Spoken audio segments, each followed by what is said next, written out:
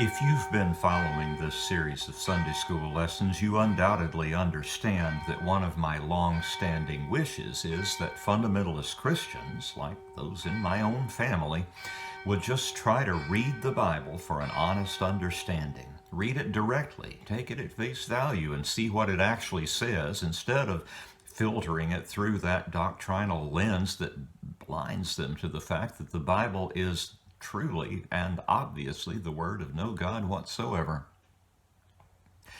That was the impetus for the starting of my YouTube channel about 6 years ago, when my video making skills were even much more rudimentary and ham-handed than they are today.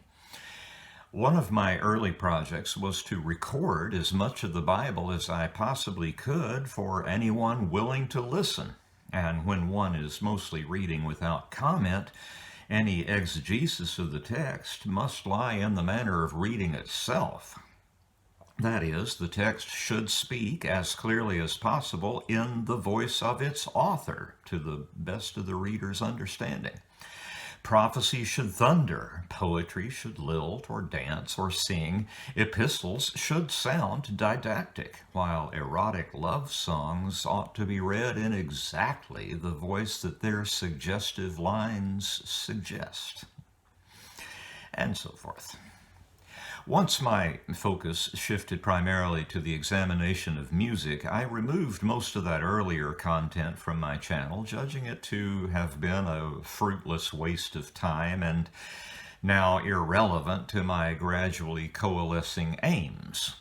Nevertheless, with the starting of this Sunday school series a few months ago, my mind has wandered occasionally to some of the earlier content, which included video recordings of all of the so-called historical books of the Bible up through 1 Samuel, a good many of the Psalms and all of the Proverbs, Ecclesiastes, the Song of Songs, and the Lamentations of Jeremiah, along with all the prophets, with the exception of Isaiah and Jeremiah, and even that weirdest of all biblical books, the one right there at the very end, that lays out all the horrific details of the end of the world and the last judgment and the punishment of sinners. I don't know if any fundamentalists actually listened to and had their minds changed by any of those readings. In fact, it would be very surprising to me were I to learn that it had happened. But I can't help wishing, however, that when I'd been about 17 years old, I'd stumbled across readings of that sort. Readings meant to clarify the content, the exact content, with all its grotesqueries, of that book that so many regard as perfect and the most high-minded guide to life imaginable. Over the past week, I've begun to think that perhaps that earlier body of work shouldn't simply vanish without a trace. Some of it may have some merit. Granted, my first video efforts looked awfully amateurish and clumsy. I was using only the primitive camera on my laptop, along with its internal microphone, and the low fidelity of those recordings didn't bother me much at the time because I wasn't trying to create enduring monuments of anything. I wasn't aiming at some future posterity. I was mostly just scratching an immediate itch.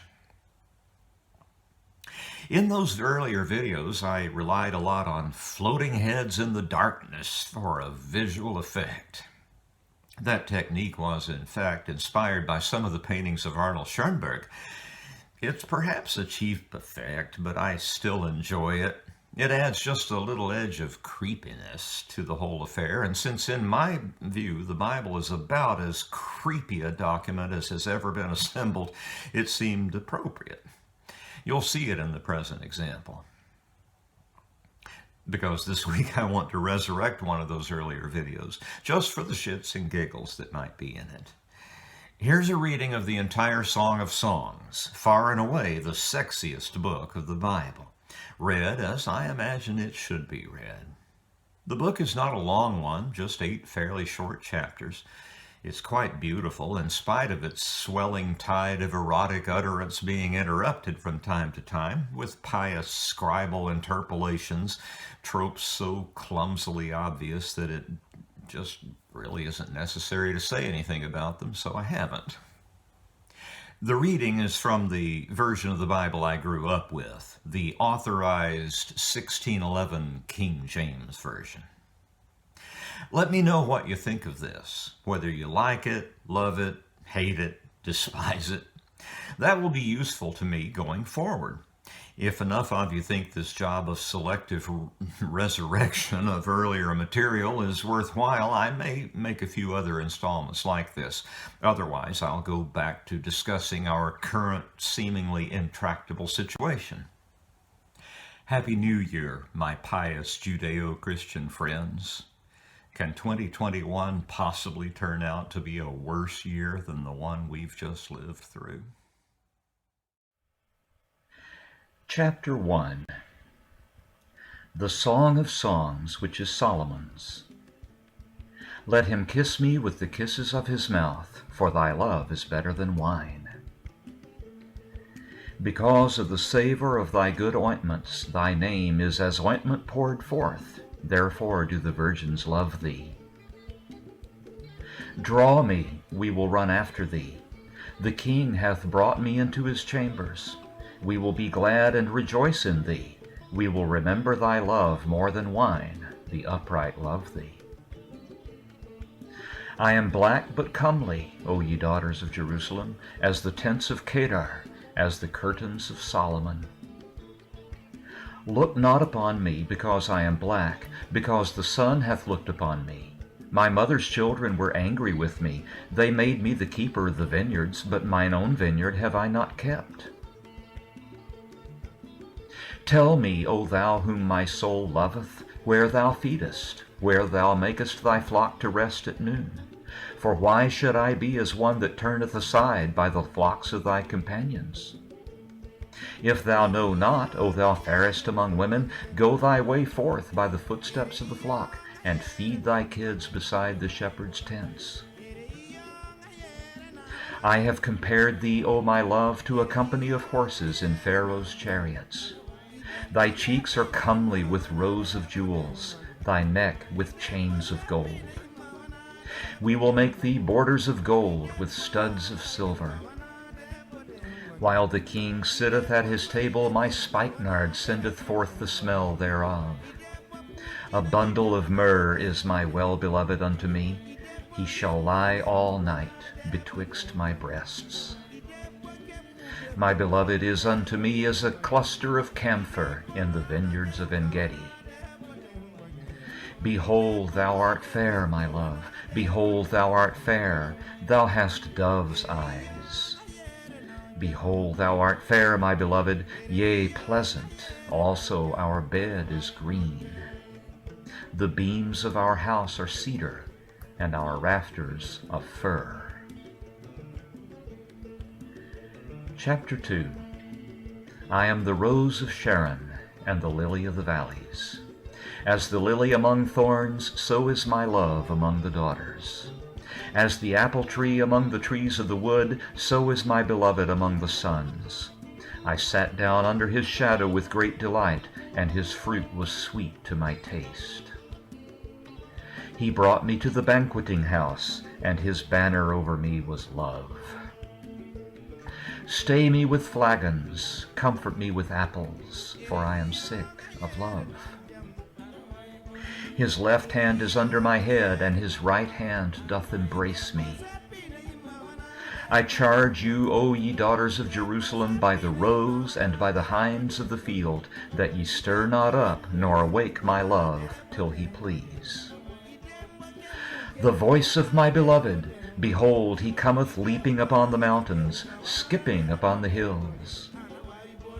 My beloved is like a roe or a young hart.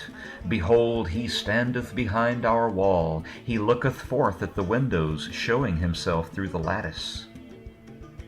My beloved spake and said unto me, Rise up, my love, my fair one, and come away. For lo, the winter is past, the rain is over and gone, the flowers appear on the earth, the time of the singing of birds is come, and the voice of the turtle is heard in our land. The fig tree putteth forth her green figs, and the vines with the tender grape give a good smell. Arise, my love, my fair one, and come away.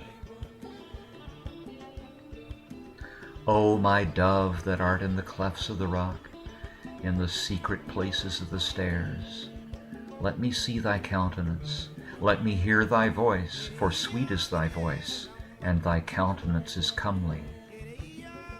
Take us the foxes, the little foxes that spoil the vines, for our vines have tender grapes. My beloved is mine, and I am his, he feedeth among the lilies. Until the day break and the shadows flee away, turn, my beloved, and be thou like a roe or a young hart upon the mountains of Bether. Chapter 3. By night on my bed I sought him whom my soul loveth. I sought him, but I found him not. I will rise now and go about the city and the streets, and in the broad ways I will seek him whom my soul loveth. I sought him, but I found him not. The watchmen that go about the city found me, to whom I said, Saw ye him whom my soul loveth?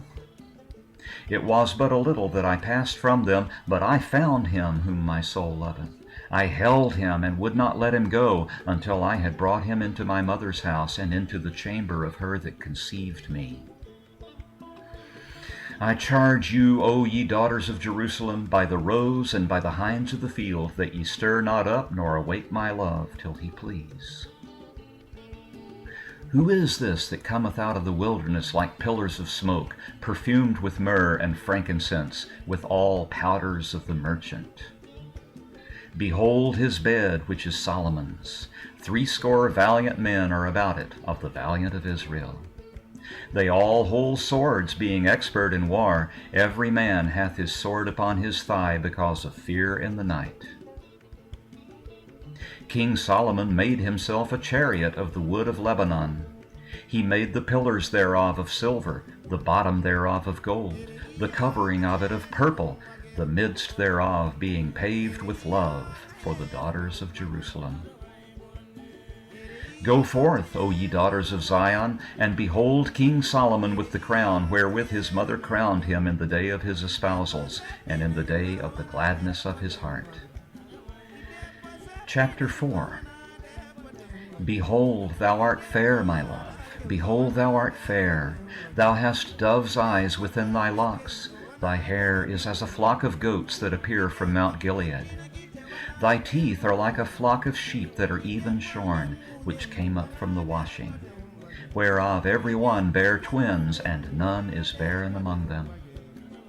Thy lips are like a thread of scarlet, and thy speech is comely. Thy temples are like a piece of pomegranate within thy locks. Thy neck is like the tower of David, builded for an armory, whereon there hang 1,000 bucklers, all shields of mighty men.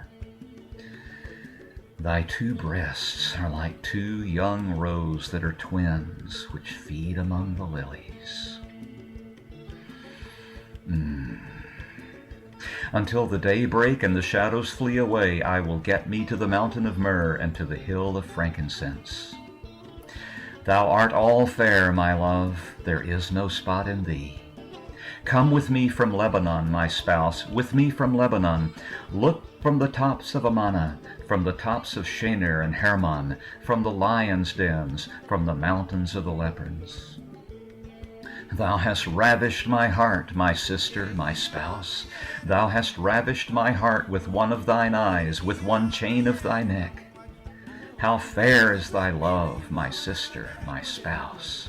How much better is thy love than wine, and the smell of thine ointments than all spices. Thy lips, O my spouse, drop as the honeycomb. Honey and milk are under thy tongue, and the smell of thy garments is like the smell of Lebanon. A garden enclosed is my sister, my spouse, a spring shut up, a fountain sealed. Thy plants are an orchard of pomegranates with pleasant fruit, camphor with spikenard and saffron, calamus and cinnamon, with all trees of frankincense, myrrh and aloes, with all the chief spices. A fountain of gardens, a well of living waters, and streams from Lebanon. Awake, O north wind, and come, thou south. Blow upon my garden, that the spices thereof may flow out. Let my beloved come into his garden and eat his pleasant fruits. Chapter 5. I am come into my garden, my sister, my spouse. I have gathered my myrrh with my spice. I have eaten my honeycomb with my honey. I have drunk my wine with my milk. Eat, O friends, drink, yea, drink abundantly, O beloved. I sleep, but my heart waketh. It is the voice of my beloved that knocketh, saying, Open to me, my sister, my love, my dove, my undefiled, for my head is filled with dew, and my locks with the drops of the night. I have put off my coat, how shall I put it on? I have washed my feet, how shall I defile them? My beloved put in his hand by the hole of the door, and my bowels were moved for him. I rose up to open to my beloved, and my hands dropped with myrrh, and my fingers with sweet-smelling myrrh upon the handles of the lock. I opened to my beloved, but my beloved had withdrawn himself and was gone. My soul failed when he spake. I sought him, but I could not find him. I called him, but he gave me no answer. The watchmen that went about the city found me. They smote me, they wounded me.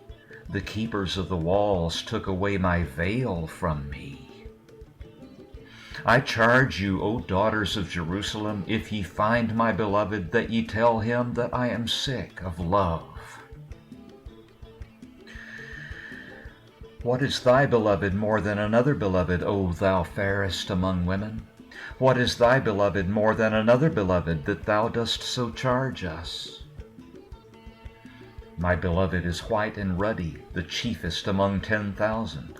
His head is as the most fine gold, his locks are bushy, and black as a raven. His eyes are as the eyes of doves by the rivers of waters, washed with milk, and fitly set. His cheeks are as a bed of spices, as sweet flowers. His lips like lilies, dropping sweet-smelling myrrh. His hands are as gold rings set with the beryl. His belly is as bright ivory overlaid with sapphires. His legs are as pillars of marble set upon sockets of fine gold. His countenance is as Lebanon, excellent as the cedars. His mouth is most sweet, yea, he is altogether lovely. This is my beloved, and this is my friend, O daughters of Jerusalem. Chapter 6. Whither is thy beloved gone, O fairest among women? Whither is thy beloved turned aside, that we may seek him with thee? My beloved is gone down into his garden, to the bed of spices, to feed in the gardens and to gather lilies. I am my beloved's, and my beloved is mine. He feedeth among the lilies. Thou art beautiful, O my love, as Tirzah, comely as Jerusalem, terrible as an army with banners. Turn away thine eyes from me, for they have overcome me. Thy hair is as a flock of goats that appear from Gilead. Thy teeth are as a flock of sheep which go up from the washing, whereof every one beareth twins, and there is not one barren among them. As a piece of pomegranate are thy temples within thy locks. There are 80 queens and 80 concubines, and virgins without number. My dove, my undefiled, is but one. She is the only one of her mother. She is the choice one of her that bare her. The daughters saw her and blessed her, yea, the queens and the concubines, and they praised her. Who is she that looketh forth as the morning, fair as the moon, clear as the sun, and terrible as an army with banners? I went down into the garden of nuts to see the fruits of the valleys, and to see whether the vine flourished and the pomegranates budded. Or ever I was aware, my soul made me like the chariots of Abinadab. Return, return, O Shulamite, return, return, that we may look upon thee. What will ye see in the Shulamite? as it were the company of two armies. Chapter 7. How beautiful are thy feet with shoes, O prince's daughter! The joints of thy thighs are like jewels, the work of the hands of a cunning workman.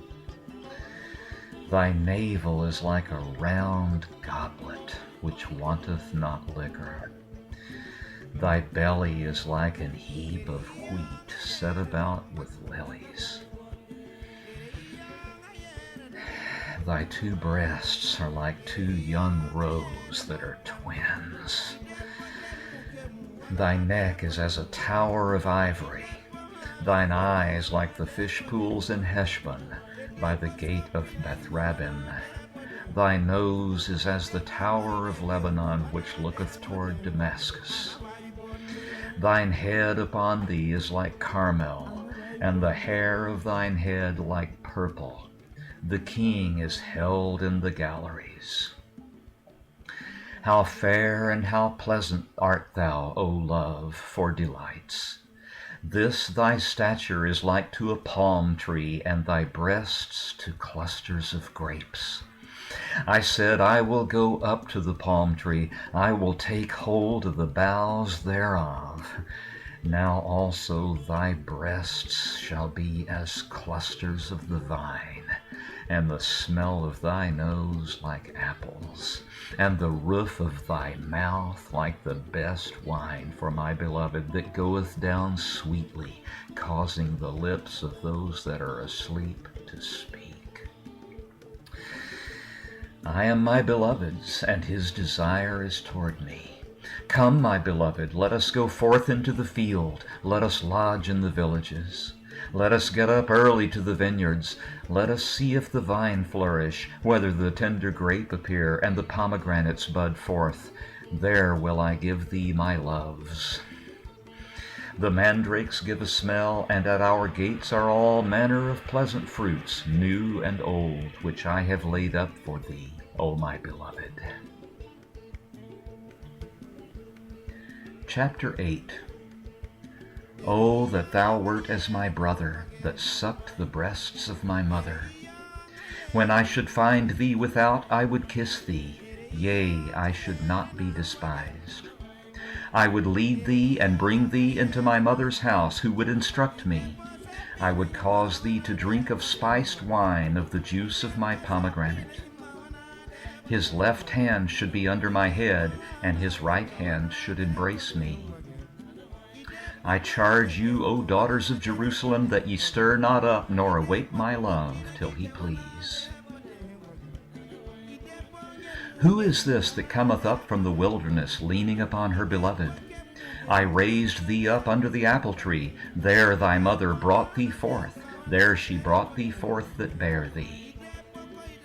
Set me as a seal upon thine heart, as a seal upon thine arm, for love is strong as death. Jealousy is cruel as the grave, the coals thereof are coals of fire, which hath a most vehement flame. Many waters cannot quench love, neither can the floods drown it. If a man would give all the substance of his house for love, it would be utterly contemned. We have a little sister, and she hath no breasts. What shall we do for our sister in the day when she shall be spoken for? If she be a wall, we will build upon her a palace of silver. And if she be a door, we will enclose her with boards of cedar. I am a wall, and my breasts like towers. Then was I in his eyes as one that found favor. Solomon had a vineyard at Baal-Hamon. He let out the vineyard unto keepers, every one for the fruit thereof was to bring 1,000 pieces of silver. My vineyard which is mine is before me. Thou, O Solomon, must have 1,000, and those that keep the fruit thereof 200. Thou that dwellest in the gardens, the companions hearken to thy voice. Cause me to hear it. Make haste, my beloved, and be thou like to a roe or to a young hart upon the mountains of spices.